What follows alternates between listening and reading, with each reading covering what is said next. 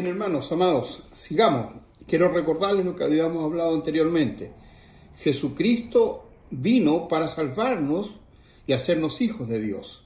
La palabra ahí en San Juan capítulo 3, versículo 16 y 17 dice: porque de tal manera amó Dios al mundo, que ha dado a su Hijo unigénito, para que todo aquel que en él crea no se pierda, mas tenga vida eterna. Porque no envió Dios a su Hijo al mundo para que condene al mundo, sino para que el mundo sea salvo por él.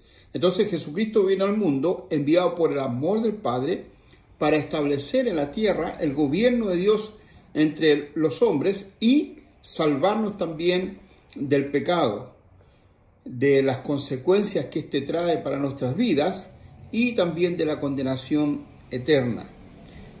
Por eso dice: mas a todos los que le recibieron, a los que creen en su nombre, les dio potestad de ser ellos hijos de Dios. Cuando leemos la palabra potestad, podemos traducirla también como el privilegio, que está ahí en Juan capítulo 1, versículo 12. Entonces Jesucristo vino para restaurarnos a la condición de hijos de Dios mediante el nuevo nacimiento. La palabra declara que el ladrón no vino sino para hurtar y matar y destruir. Yo he venido, dice el Señor Jesucristo, para que tengan vida y para que la tengan en abundancia. Eso está en Juan 10, 10. El ladrón que nos ha destruido es Satanás. Jesucristo vino para librarnos de Satanás, de sus obras, de sus consecuencias, de lo desastroso y destructoras de sus mentiras, y para darnos vida eterna, una vida nueva, una vida en abundancia. Entonces Jesucristo vino al mundo para reconciliarnos con Dios y con nuestros semejantes. Vino para hacernos hombres nuevos y hacernos el pueblo de Dios. Entonces, esa es la labor del Señor Jesucristo. Él vino también para eso, pero además de eso, Jesucristo murió por nuestros pecados. No se olvide usted que el pecado nos separó de Dios, hizo un abismo entre el hombre y Dios. En Juan capítulo 1, versículo 9, el apóstol declara: he aquí el Cordero de Dios que quita el pecado del mundo. Juan el Bautista declaró eso que escribió Juan. Dice también en Isaías, el profeta, 53, 5 y 6, mas él, y aquí se refiere precisamente de una manera profética a Jesús, mas él fue herido por nuestras rebeliones, molido por nuestros pecados. El castigo de nuestra paz fue sobre él, y por su llaga fuimos nosotros curados. Todos nosotros nos descarriamos como ovejas, cada cual se apartó por su camino, mas el Señor cargó en él el pecado de todos nosotros. Dios muestra su amor para con nosotros en que, siendo aún pecadores, Cristo murió por nosotros, declaró el apóstol Pablo, ahí en su carta a los Romanos capítulo 5, versículo 8.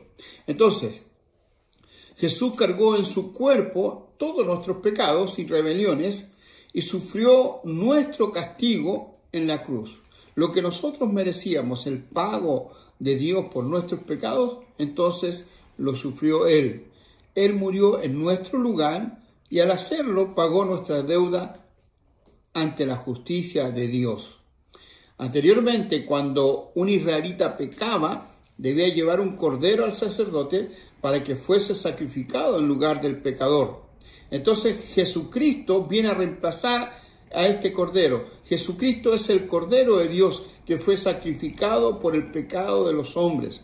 Él derramó su sangre y murió para darnos perdón de nuestros pecados y para reconciliarnos con Dios. También el Señor Jesucristo resucitó y es el Señor de nuestras vidas. La palabra del apóstol Pablo en la primera carta a los Corintios, en el capítulo 15, versículo 3, declara que Cristo murió por nuestros pecados conforme a las Escrituras, y que fue sepultado y que resucitó al tercer día conforme a las Escrituras.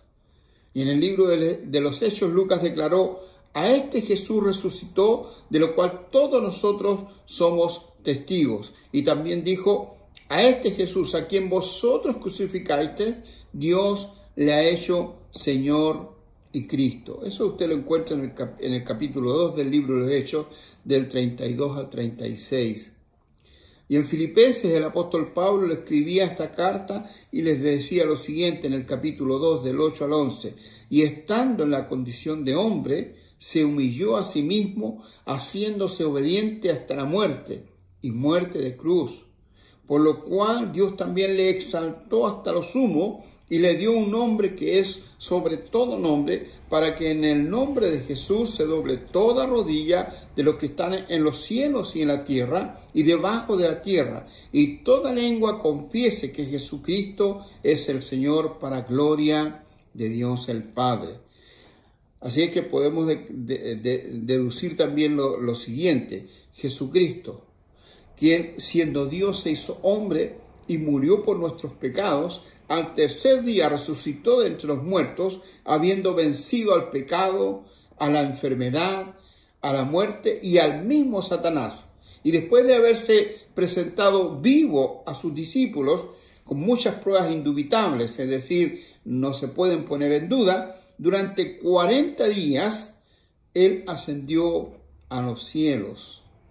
Por su humillación y obediencia hasta la muerte, el Padre levantó a Jesucristo de la muerte y lo elevó hasta lo sumo, sentándole a su derecha en el trono del universo, y lo proclamó Señor de todas las cosas, dándole así el más alto honor y el máximo título jerárquico que ser alguno puede recibir, para que todos doblen sus rodillas ante Él y todos reconozcan que Jesucristo es el Señor, para honra de Dios, para honra del Padre. Luego Jesucristo vendrá otra vez a este mundo para juzgar a todos los hombres. Eso lo vemos nosotros ahí en el libro de los Hechos, en el capítulo 10, en el capítulo 1, del 9 al 11. Y también Pablo se lo escribe a los romanos en el capítulo 2, versículo 16. Ahora, ¿cuál debería ser nuestra respuesta ante Jesucristo? Veamos lo que el apóstol Pablo nos dice en Romanos 10, 9 y 10. Dice, si confesares con tu boca que Jesús es el Señor y creyeres en tu corazón que Dios le levantó de los muertos, serás salvo. Porque con el corazón se cree para justicia, pero con la boca se confiesa para salvación. Debemos entonces creer en Jesucristo con todo el corazón, creer que Él es Dios, que se hizo hombre, creer que murió por nuestros pecados y que resucitó de entre los muertos, creer que Él vive y que está sentado a la derecha del Padre.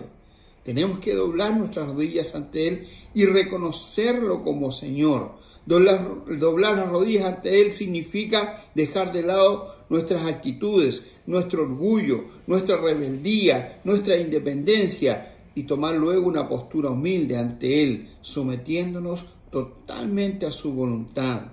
Confesar con la boca que Jesús es el Señor significa aceptar definitivamente la autoridad y el gobierno de Jesucristo sobre nuestras vidas. El aceptar a Cristo como nuestro jefe, nuestro amo y la máxima autoridad sobre nosotros. Nuestra confesión de fe. Ahora dobla tus rodillas ante Jesucristo y, creyendo en tu corazón, proclama con tu boca tu fe. En estos términos, creo que Jesucristo es el Hijo de Dios, que siendo Dios se hizo hombre. Creo en su palabra y en todas sus enseñanzas. Creo que Él murió por mis pecados y sufrió el castigo que yo merecía. Creo que resucitó de los muertos con poder, ascendió al cielo y fue exaltado a la derecha del Padre. Creo con todo mi corazón y proclamo con mi boca que Jesucristo es el Señor. Doblo mis rodillas ante Él, me sujeto a su gobierno y lo proclamo como Señor de mi vida, comprometiéndome a ser su discípulo para siempre. Eso es tan relevante y tan importante que no solo lo entendamos, sino también lo vivamos. Nos vemos el próximo martes. Dios le bendiga.